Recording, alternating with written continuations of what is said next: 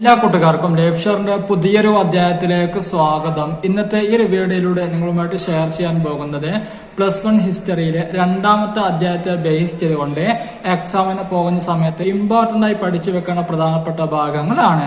അപ്പൊ നമുക്ക് നേരെ വീഡിയോയിലേക്ക് കടന്നാലോ. കടക്കുന്നതിനൊക്കെ മുൻപായിട്ട് ചാനൽ സബ്സ്ക്രൈബ് ചെയ്ത് ഫാമിലി അംഗമായില്ലെങ്കിൽ ഫ്രീ ആയിട്ട് താഴെ കൊടുത്തിരിക്കുന്ന ചുമന്ന സബ്സ്ക്രൈബ് ബട്ടൺ സപ്പോർട്ട് ചെയ്യാൻ മറന്നു പോകരുത്. അതോടൊപ്പം വരുന്ന ബെല്ലൈക്കൻ കൂടി ചെയ്യുകയാണെങ്കിൽ ഞാൻ ചെയ്യുന്ന എല്ലാ വീഡിയോസും കാര്യങ്ങളും നിങ്ങൾക്ക് അപ്പോൾ തന്നെ ലഭിക്കും. അപ്പോൾ +1 ഹിസ്റ്ററിയിലെ ഒന്നാമത്തെ അധ്യായത്തെ ബേസ് ചെയ്തുകൊണ്ട് പ്രധാനമായിട്ടും എക്സാമിന് ചോദിക്കാവുന്ന പോയിന്റ്സും അടങ്ങിയിരിക്കുന്ന വീഡിയോസ് ഒക്കെ ചെയ്തിട്ടുണ്ട്. ആ ഒരു വീഡിയോ ലിങ്ക് ആ ഡിസ്ക്രിപ്ഷൻ ബോക്സിൽ കൊടുക്കുകയും ചെയ്തിട്ടുണ്ട്. അപ്പോൾ നമുക്ക് +1 ഹിസ്റ്ററിയിലെ രണ്ടാമത്തെ അധ്യായത്തിലെ പ്രധാനപ്പെട്ട ഭാഗങ്ങളൊക്കെ നമുക്ക് നോക്കിയാലോ.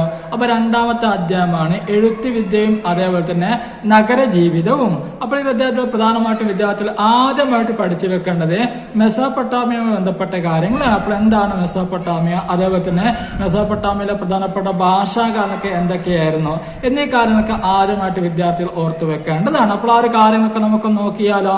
കൂട്ടുകാരൊക്കെ റെഡിയാണല്ലോ. അപ്പോൾ ആദ്യമായിട്ട് നഗരജീവിതം ആരംഭിച്ചത് മെസോപ്പൊട്ടാമിയയിലാണ്. അപ്പോൾ നഗരജീവിതം എന്ന് പറയുന്ന ഒരു ലൈഫ് ആദ്യമായിട്ട് തുടങ്ങിയിരിക്കുന്നത് മെസോപ്പൊട്ടാമിയയിലാണ്. അപ്പോൾ മെസോപ്പൊട്ടാമിയ എന്ന് പറയുന്ന നഗരം സ്ഥിതി ചെയ്യുന്നത് യൂഫ്രട്ടീസിന്റെയും അതേപോലെ ടൈഗ്രീസിന്റെയും നദികൾക്ക് ഇടയിലായിക്കൊണ്ടാണ്. ഇനി അതേപോലെ തന്നെ ഈ മെസോപ്പൊട്ടാമിയ പ്രധാനമായിട്ടും അറിയപ്പെടാനുള്ള 3 കാരണങ്ങളാണ്. ഒന്നാമതായിട്ട് സാഹിത്യത്തിലാണ്, അതേപോലെ മറ്റൊന്ന് ഗണിതത്തിലാണ്, അതേപോലെ തന്നെ മൂന്നാമതായിട്ട് ജ്യോതിശാസ്ത്രത്തിലുമാണ്. അപ്പോൾ ഈ 3 കാര്യങ്ങളിലൂടെയാണ് പ്രധാനമായിട്ടും മെസോപ്പൊട്ടാമിയ ലോകത്തിൽ അറിയപ്പെട്ടിരിക്കുന്നത് എന്ന്. ഇനി അതേപോലെ തന്നെ മെസോപ്പൊട്ടാമിയയിലെ നഗരവൽകൃതമായിട്ടുള്ള ദക്ഷിണ ഭാഗങ്ങളാണ് നോക്കാൻ പോകുന്നത്. അപ്പോൾ ഏതൊക്കെയാണ് ആ ഒരു ദക്ഷിണ ഭാഗങ്ങൾ എന്ന് ചോദിച്ചാൽ പ്രധാനമായിട്ടും 2 ഭാഗങ്ങളാണ് ഉള്ളത്. അപ്പോൾ ആ 2 ഭാഗങ്ങളുടെ പേരാണ് ഒന്നാമതായിട്ട് സുമർ എന്നതാണ്, മറ്റൊന്ന് അക്കാസ് എന്നാണ്. അപ്പോൾ ഇങ്ങനെയുള്ള 2 ദക്ഷിണ ഭാഗങ്ങളാണ് പ്രധാനമായിട്ടും മെസോപ്പൊട്ടാമിയയുടെ നഗരവൽകൃതമായിട്ടുള്ള ദക്ഷിണ ഭാഗങ്ങൾ എന്ന് പറയുന്നത്. അപ്പോൾ ഒന്നാമതായിട്ട് സുമറാണ്, മറ്റൊന്ന് അക്കാസുമാണ്. ആ ഒരു 2 പേരുകളും വിദ്യാർത്ഥികൾ ഓർത്തു വെക്കേണ്ടതാണ്. ഇനി അതേപോലെ തന്നെ മറ്റൊരു ഭാഗമാണ് ഉത്തരഭാഗമാണ്. അപ്പോൾ മെസോപ്പൊട്ടാമിയയുടെ ഉത്തരഭാഗം എന്ന് പറയുന്നത് അസീറിയാണ്. അപ്പോൾ ദക്ഷിണ ഭാഗങ്ങൾ സുമറും അക്കാസുമാണെങ്കിൽ മെസോപ്പൊട്ടാമിയയുടെ ഉത്തരഭാഗം എന്ന് പറയുന്നത് അസീറിയ മാത്രമായിരുന്നു. ഇനി നമുക്ക് ഈ മെസോപ്പൊട്ടാമിയയിലെ പ്രധാനപ്പെട്ട ഭാഷ നമുക്കൊന്ന് പരിചയപ്പെട്ടാലോ. അപ്പോൾ ഏതായിരുന്നു മെസോപ്പൊട്ടാമിയക്കാർ ഉപയോഗിച്ചിരിക്കുന്ന ഒരു ഭാഷ എന്ന് നമുക്ക് നോക്കാം. അപ്പോൾ മെസോപ്പൊട്ടാമിയയിലെ പ്രധാനപ്പെട്ട ഭാഷയായിരുന്നു അഥവാ ആദ്യത്തെ ഭാഷയായിരുന്നു സുമേറിയൻ ഭാഷയായിരുന്നു. അപ്പോൾ മെസോപ്പൊട്ടാമിയയിലെ ആദ്യത്തെ ലാംഗ്വേജ് എന്ന് പറയുന്നത് സുമേറിയൻ ആണ്. ഇനി അതേപോലെ തന്നെ മെസോപ്പൊട്ടാമിയയിൽ അരൈക്കാമ എന്ന് പറയുന്ന ഒരു ഭാഷ കൂടി ഉണ്ടായിരുന്നു.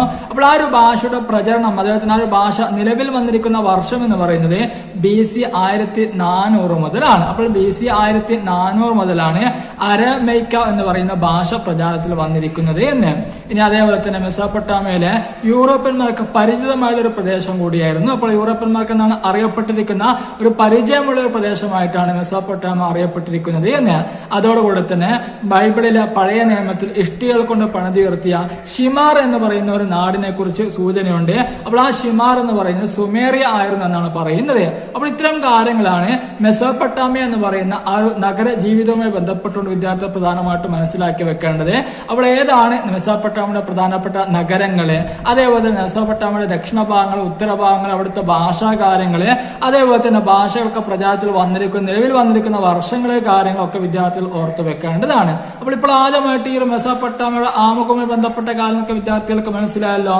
ഇനി നമുക്ക് അടുത്ത ഒരു ഭൂമിശാസ്ത്രപരമായുള്ള കാര്യങ്ങൾ കൂടി നമുക്കൊന്ന് നോക്കാം. അപ്പോൾ മെസോപ്പൊട്ടാമിയയുടെ ഭൂമിശാസ്ത്രപരമായുള്ള ജിയോഗ്രഫിക്കലായുള്ള കാര്യങ്ങളാണ് നോക്കാൻ പോകുന്നത്. അപ്പോൾ അതുമായി ബന്ധപ്പെട്ടുകൊണ്ട് വിദ്യാർത്ഥികൾ പ്രധാനമായിട്ട് നോട്ട് ചെയ്ത് വെക്കേണ്ട ഇമ്പോർട്ടൻസ് ആയിട്ടുള്ള പോയിന്റ്സുകൾ എന്ന് പറയുന്നത് ഒന്നാമതായിട്ട് വ്യത്യസ്തമായിട്ടുള്ള ഭൂമിശാസ്ത്ര സവിശേഷതകളുള്ള രാജ്യമാണ് മെസോപ്പൊട്ടാമിയ എന്ന് പറയുന്നത്. അതേപോലെ തന്നെ വടക്ക് കിഴക്ക് സമതലങ്ങള്, മലനിരകള് ഒക്കെ ഉള്ള ഒരു പ്രദേശം കൂടിയായിരുന്നു ഈ ഒരു മെസോപ്പൊട്ടാമിയ. ഇനി അടുത്തായിട്ട് നമുക്ക് മെസോപ്പൊട്ടാമിയയുടെ വടക്കു ഭാഗത്ത് എന്തൊക്കെയാണ് ഉണ്ടായിരുന്നത്, അതേപോലെ തന്നെ കിഴക്കു ഭാഗത്ത്, തെക്കു ഭാഗത്ത് എന്തൊക്കെ കാര്യങ്ങളാണ് ഉണ്ടായിരുന്നത് എന്ന് കൂടി നമുക്കൊന്ന് നോക്കാം. അപ്പോൾ ബോക്സിലായിക്കൊണ്ട് സിമ്പിൾ ആയിട്ട് അവിടെ കൊടുത്തിട്ടുണ്ട്. അപ്പോൾ വടക്കു ഭാഗത്ത് പ്രധാനമായിട്ടും പുൽമേടുകളാണ് ഉണ്ടായിരുന്നത്. ഇനി അതേപോലെ തന്നെ കിഴക്ക് ഭാഗം നോക്കുകയാണെങ്കിൽ ടൈഗ്രീസിന്റെ പോഷക നദികൾ ഒഴുകുന്നതുമായിരുന്നു. ഇനി അതേപോലെ തന്നെ മെസോപ്പൊട്ടാമിയയുടെ തെക്കു ഭാഗം എന്ന് പറയുന്നത് പ്രധാനമായിട്ടും മരുഭൂമിയുമായിരുന്നു എന്ന്. അപ്പോൾ വടക്കു ഭാഗത്ത് പുൽമേടുകളാൽ നിറഞ്ഞിരിക്കുന്നതും അതേപോലെ കിഴക്ക് ഭാഗം എന്ന് പറയുന്നത് ടൈഗ്രീസിന്റെ പോഷക നദികളാൽ നിറഞ്ഞതായിരിക്കുന്നതും അതേപോലെ തന്നെ തന്നെ തെക്കു ഭാഗം എന്ന് പറയുന്നത് മരുഭൂമിയുമായിരുന്നു എന്ന്. അപ്പോൾ ഇങ്ങനെയാണ് പ്രധാനമായിട്ടും മെസോപ്പൊട്ടാമിയയുടെ ഭൂമിശാസ്ത്രപരമായുള്ള ഘടന എന്ന് പറയുന്നത്. ഇനി അതേപോലെ തന്നെ 7000 BC 6000 ഇടയിലാണ് ഇവിടെ കൃഷികൾ ആരംഭിച്ചിരിക്കുന്നത്. അതേപോലെ തന്നെ കൃഷി, കാലിമേക്കല്, മത്സ്യബന്ധനം തുടങ്ങിയ മെസോപ്പൊട്ടാമിയയുടെ പ്രധാനപ്പെട്ട ഗ്രാമീണ മേഖലയെ പ്രധാനമായിട്ടും അഭിവൃദ്ധിയിലേക്ക് അഥവാ ഉന്നതിയിലേക്ക് നയിച്ചിരുന്നു എന്ന്. അപ്പോൾ മെസോപ്പൊട്ടാമിയയിൽ പ്രധാനമായിട്ടും കൃഷിയായിരുന്നു അവരുടെ ജോലി എന്ന് പറയുന്നത്.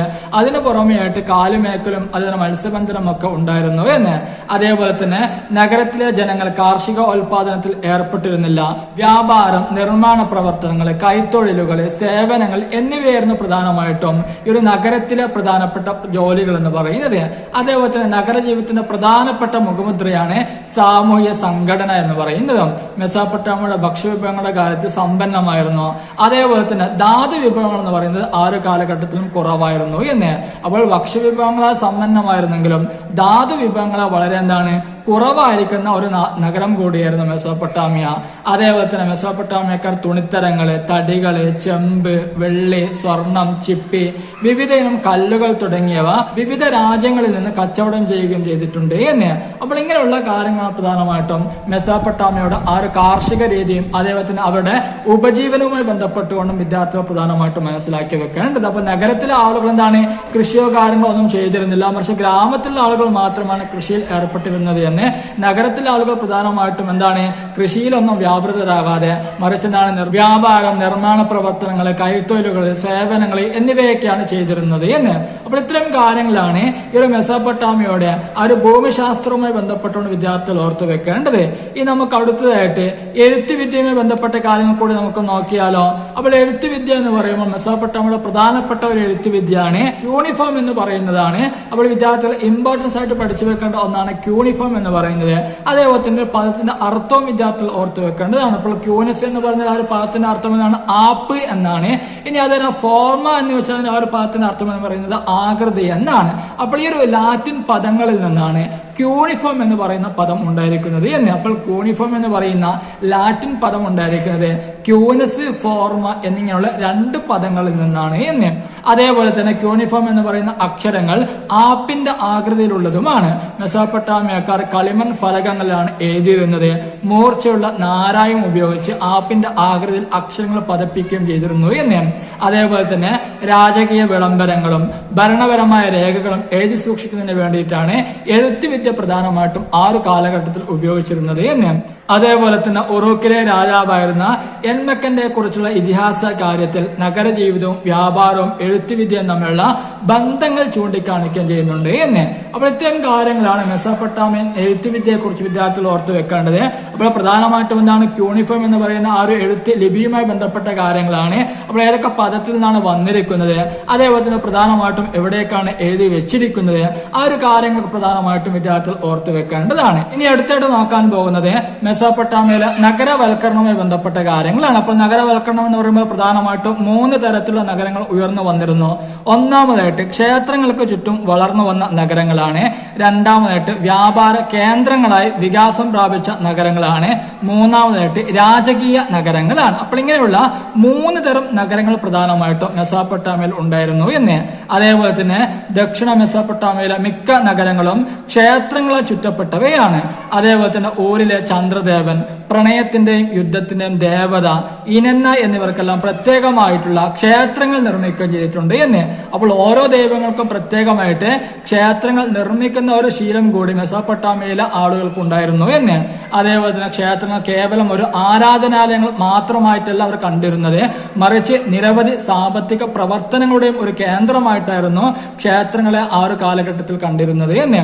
അതേപോലെ തന്നെ ഒരു പ്രദേശത്ത് യുദ്ധമോ മറ്റോ ഉണ്ടാവുകയാണെങ്കിൽ യുദ്ധത്തിൽ വിജയിച്ചിരിക്കുന്ന പ്രാമാണിമാർ അവരുടെ അനുയായികൾക്ക് കൊള്ള മുതൽ വിതരണം ചെയ്യുകയും അങ്ങനെ വിജയശ്രീലാളിതരായ പ്രാമാണിമാർ കൊള്ള മുതൽ ദൈവങ്ങൾക്ക് സമർപ്പിക്കും, ക്ഷേത്രങ്ങളെ മോടി പിടിപ്പിക്കുകയും ചെയ്യുന്ന ഒരു സമ്പ്രദായം കൂടി ശീലം കൂടി ആ ഒരു കാലഘട്ടത്തിൽ ഉണ്ടായിരുന്നു എന്ന്. അതേപോലെ തന്നെ യുദ്ധത്തടവുകാർക്കും പ്രാദേശിക ജനതയ്ക്കും വേണ്ടിയിട്ട് പ്രത്യേകമായിട്ടും ക്ഷേത്രങ്ങൾ പണിയെടുപ്പിച്ചിരുന്നു. അതേപോലെ തന്നെ ക്ഷേത്ര നിർമ്മാണങ്ങൾക്ക് വേണ്ടിയിട്ടുള്ള സാധന സാമഗ്രികൾ കൊണ്ടുവന്നിരിക്കുന്നത് കലകളും ലോഹ അയിരുകളും മറ്റുമൊക്കെ കൊണ്ടുവന്നിരിക്കുന്നത് ദൂരദേശങ്ങളിൽ നിന്നുമാണ് എന്ന്. അപ്പോൾ ഇത്തരം കാര്യങ്ങളാണ് പ്രധാനമായിട്ടും മെസോപ്പൊട്ടാമിയയിലെ നഗരവൽക്കരണവുമായി ബന്ധപ്പെട്ടുകൊണ്ട് വിദ്യാർത്ഥികൾ ഓർത്തു വെക്കേണ്ട കാര്യങ്ങൾ. ഇനി അടുത്തായിട്ട് നോക്കാൻ പോകുന്ന മെസോപ്പൊട്ടാമിയയിലെ നഗര ജീവിതവുമായി ബന്ധപ്പെട്ട കാര്യങ്ങളാണ്. അപ്പോൾ നഗര ജീവിതം എന്ന് പറയുമ്പോൾ മെസോപ്പൊട്ടാമിയൻ സമൂഹത്തിൽ അണുകുടുംബങ്ങളാണ് ഉണ്ടായിരുന്നത്. അദ്ദേഹത്തിന് വിവാഹ രീതികളെ പറ്റി പരിമിതമായുള്ള അറിവ് മാത്രമേ ലഭിച്ചിട്ടുള്ളൂ. പിതാവിന്റെ വീട്, അതേപോലെ കാലിപ്പറ്റങ്ങൾ, വയലുകൾ തുടങ്ങിയവ പുത്രന്മാർക്ക് പൈതൃകമായിട്ട് ലഭിച്ചിട്ടുണ്ടായിരുന്നു. അപ്പോൾ പിതാവ് തന്റെ സ്വത്തുക്കൾ മകനിക്ക് കൈമാറ്റം ചെയ്യപ്പെടുന്ന ഒരു പാരമ്പര്യ വ്യവസ്ഥയും കാരണമൊക്കെ പണ്ട് കാലത്തും ഉണ്ടായിരുന്നു എന്ന്. അതേപോലെ തന്നെ ഇടുങ്ങിയതും വളഞ്ഞതുമായിട്ടുള്ള തെരുവീതികളും ക്രമരഹിതമായിട്ടുള്ള ആകൃതിയിലുള്ള വീടുകളും നഗരാസൂത്രണം ഉണ്ടായിരുന്നില്ല എന്നതിന്റെ പ്രധാനപ്പെട്ട തെളിവുകളാണ്. അതേപോലെ തന്നെ മിക്ക വീടുകളിലേക്കും ആർക്കും എത്താൻ കഴിഞ്ഞിരുന്നില്ല. അപ്പോൾ അതിന്റെ പ്രധാനപ്പെട്ട കാരണം എന്ന് പറയുന്നത് വീടിന്റെ മേൽപ്പുരകൾ ഉൾഭാഗത്തേക്ക് ചെരിഞ്ഞിറങ്ങുന്നതായിരുന്നു. മഴവെള്ളം ഒഴുകുന്നതിന് വേണ്ടിയിട്ട് ഓവുചാലുകൾ സമ്പ്രദായം ഉണ്ടായിരുന്നു. അതേപോലെ തന്നെ വീടിനകത്തേക്ക് വെളിച്ചം ലഭിച്ചിരുന്നത് വാതിൽ പടികൾക്കിടയിലൂടെയായിരുന്നു. എല്ലാ വീടുകൾക്കും ഉയർന്ന ഉമ്മറപ്പടി ഉണ്ടായിരുന്നു. സാധാരണ വീടുകളുടെ തറക്ക് കീഴിലും ശവശരീരങ്ങൾ അടക്കം ചെയ്തിരുന്നു എന്ന്. അപ്പോൾ ഇങ്ങനെയുള്ള പ്രത്യേകതയാണ് പ്രധാനമായിട്ടും ആ ഒരു മെസോപ്പൊട്ടാമിയ നഗരജീവിതത്തിലെ പ്രധാനപ്പെട്ട വീടുകളുടെ അവസ്ഥകൾ എന്ന് പറയുന്നത്. അതേപോലെ തന്നെ മറ്റൊരു പ്രധാനപ്പെട്ട ഭാഗമാണ് ഇടയ മേഖലയിലെ വ്യാപാര നഗരങ്ങളുമായി ബന്ധപ്പെട്ട കാര്യങ്ങളാണ്. അപ്പോൾ ഐശ്വര്യവും സമൃദ്ധിയും കൈവരിച്ച നഗരമായിരുന്നു രാജകീയ തലസ്ഥാനമായിരിക്കുന്ന മാരി എന്ന് പറയുന്നത്. അപ്പോൾ മാരിയെ കുറിച്ച് വിദ്യാർത്ഥികൾ പ്രധാനമായിട്ടും ഇമ്പോർട്ടൻസ് കൊടുത്ത് പഠിക്കേണ്ടതാണ്. എല്ലാ വർഷവും ചോദിച്ചുകൊണ്ടിരിക്കുന്ന ഒരു ഭാഗം തന്നെയാണ് മാരിയുമായി ബന്ധപ്പെട്ടുകൊണ്ട്. അതേപോലെ തന്നെ കൃഷിയും മൃഗപരിപാലനവുമായിരുന്നു ഈ ഒരു പ്രദേശത്തെ പ്രധാനപ്പെട്ട മുഖ്യ തൊഴിൽ എന്ന് പറയുന്നത്. അപ്പോൾ മാരിയിലെ പ്രധാനപ്പെട്ട തൊഴിലാണ് കൃഷിയും അതേപോലെ തന്നെ മൃഗപരിപാലനവും. മാരിയിലെ ജനസമൂഹത്തിൽ ഇടയന്മാരും അതേപോലെ തന്നെ കർഷകന്മാരും ഉണ്ടായിരുന്നു. ഇടയന്മാരും കർഷകന്മാരും തമ്മിൽ സഹകരണ ബന്ധവും അതേപോലെ തന്നെ ചിലപ്പോഴൊക്കെ സംഘർഷങ്ങളും ഉണ്ടാകാറുണ്ടായിരുന്നു. അതോടുകൂടെ തന്നെ മെസോപ്പൊട്ടാമിയൻ ചരിത്രത്തിലുടനീളമായിട്ട് പടിഞ്ഞാറൻ മരുഭൂമിയിലെ നാടോടി സമൂഹങ്ങൾ സമ്പന്നമായിട്ടുള്ള കാർഷിക ഭൂമിയിലേക്ക് നുഴഞ്ഞു കയറിയതായിട്ടും കാണാൻ കഴിയുന്നുണ്ട് എന്ന്. അപ്പോൾ അക്കാഡിയന്മാരും അതേപോലെ തന്നെ അസീറിയന്മാരും അതോടുകൂടി തന്നെ അമോറൈറ്റുകളും അതേപോലെ തന്നെ അർമേനിയന്മാരും ഒക്കെ ഈ ഒരു വിഭാഗത്തിൽ പെടുകയും ഇവർ പിന്നീട് മെസോപ്പൊട്ടാമിയയിൽ ആധിപത്യം ഉറപ്പിച്ചിരിക്കുന്ന ആളുകളാണ് എന്ന്. അപ്പോൾ മെസോപ്പൊട്ടാമിയയിൽ ആധിപത്യം ഉറപ്പിച്ചിരിക്കുന്ന പ്രധാനപ്പെട്ട ആളുകളാണ് ഒന്നാമത്തെ അക്കാഡിയന്മാരാണ്, മറ്റൊന്ന് അസീറിയന്മാരാണ്, അതേപോലെ മൂന്നാമത്തെ അമോറൈറ്റുകളാണ്, അതേപോലെ നാലാമത്തെ അർമേനിയന്മാരാണ്. അതേപോലെ തന്നെ പുൽമേടിന്റെ ദേവനായിരിക്കുന്ന ഡേഗന് വേണ്ടി പ്രത്യേകമായിട്ട് മാരിയിൽ ഒരു ക്ഷേത്രം നിർമ്മിച്ചിരുന്നു എന്ന്. അതേപോലെ തന്നെ കൃഷിഭൂമിയിലൂടെയുള്ള ഇടയന്മാരുടെ സ്വതന്ത്ര സഞ്ചാരം രാജ്യത്ത് പ്രതിസന്ധി ഉണ്ടാവുകയും ഇടയന്മാരുടെ നീക്കങ്ങൾ ഭരണാധികാരികൾ ശ്രദ്ധിക്കുകയും ചെയ്തിട്ടുണ്ടായിരുന്നു എന്ന്. അതേപോലെ തന്നെ ധാതുദ്രവ്യങ്ങൾ സമ്പന്നമായ തുർക്കി, സിറിയ, ലബനാൻ എന്നിവയ്ക്കും മധ്യ യൂഫ്രട്ടീസ് തീരത്താണ് മാരി ആ ഒരു കാലഘട്ടത്തിൽ സ്ഥിതി ചെയ്തിരുന്നത് എന്ന്. പ്രധാന വ്യാപാര കേന്ദ്രം കൂടിയായിരുന്നു മാരി എന്ന് പറയുന്നത്. നഗരത്തിലെ ഉദ്യോഗസ്ഥന്മാർ ചരക്കുകൾ പരിശോധിച്ച് നികുതി ചുമത്തുകയും ചെയ്തിരുന്നു. സാധനങ്ങളുടെ മൂല്യത്തിന്റെ 10% നികുതിയായിട്ട് ഈടാക്കിയിരുന്നത് എന്ന്. അതേപോലെ തന്നെ നഗരജീവിതത്തിലേക്ക് മെസോപ്പൊട്ടാമിയേക്കാൾ വലിയ പ്രാധാന്യം കൽപ്പിക്കുകയും ചെയ്തിട്ടുണ്ടായിരുന്നു. മെസോപ്പൊട്ടാമിയയിലുള്ള ആളുകൾക്ക് അവരുടെ നഗരങ്ങളോടുണ്ടായിരുന്ന അഭിമാനം വെളിപ്പെടുത്തുന്ന ഒരു ഇതിഹാസ കാവ്യം തന്നെ അവർ രചിച്ചിരുന്നു. അപ്പോൾ ആ ഒരു കാവ്യത്തിന്റെ പേരാണ് എപ്പിക് ഓഫ് ഗിൽഗാമിഷ് എന്നാണ് ആ ഒരു കാവ്യത്തെ അറിയപ്പെട്ടിരിക്കുന്നത്. അതേപോലെ തന്നെ 12 ഫലകങ്ങളിലായിട്ടാണ് ഈ ഒരു കാവ്യം എഴുതുകയും ചെയ്തിരിക്കുന്നത്. ഉറൂക്ക് നഗരത്തിലെ രാജാവായിരുന്ന ഗിൽഗമേഷിനെ പറ്റിയുള്ള ഇതായിരുന്നു ഈ ഒരു ഇതിഹാസ കാവ്യം എന്ന് പറയുന്നത്. അപ്പോൾ ഇത്ര കാര്യങ്ങളാണ് പ്രധാനമായിട്ടും ആ ഒരു കാലഘട്ടത്തിലുണ്ടായിരുന്ന ഇടയ മേഖലയിലെ വ്യാപാര നഗരങ്ങളായിരിക്കുന്ന മാരിയുമായി ബന്ധപ്പെട്ടുള്ള വിദ്യാർത്ഥികൾ ഓർത്തു വെക്കേണ്ട കാര്യങ്ങൾ. ഇനി അതേപോലെ തന്നെ ഏറ്റവും അവസാനമായിട്ട് വിദ്യാർത്ഥികൾ പഠിച്ചു വെക്കേണ്ടത് എഴുത്തുവിദ്യയുടെ ശേഷിപ്പുമായി ബന്ധപ്പെട്ട കാര്യങ്ങളാണ്. അപ്പോൾ മെസോപ്പൊട്ടാമിയക്കാർ ശാസ്ത്ര രംഗത്ത് വലിയ സംഭാവനകൾക്ക് നൽകിയിരിക്കുന്ന ആളുകൾ തന്നെയാണ്. ഗണിതശാസ്ത്രം, കലനിർമ്മാണം എന്നീ മേഖലയിൽ മികച്ച സംഭാവനകൾ നൽകിയിട്ടുണ്ട്. ഗണിതശാസ്ത്രത്തിൽ ഗണിതം, ഹരണം, ക്ഷേത്രഫലം, വർഗമൂലം, കൂട്ടുപലിശ എന്നിവയിലും എന്താണ് അവർ വലിയ സംഭാവനകൾ നൽകുകയും ചെയ്തിട്ടുണ്ട് എന്ന്.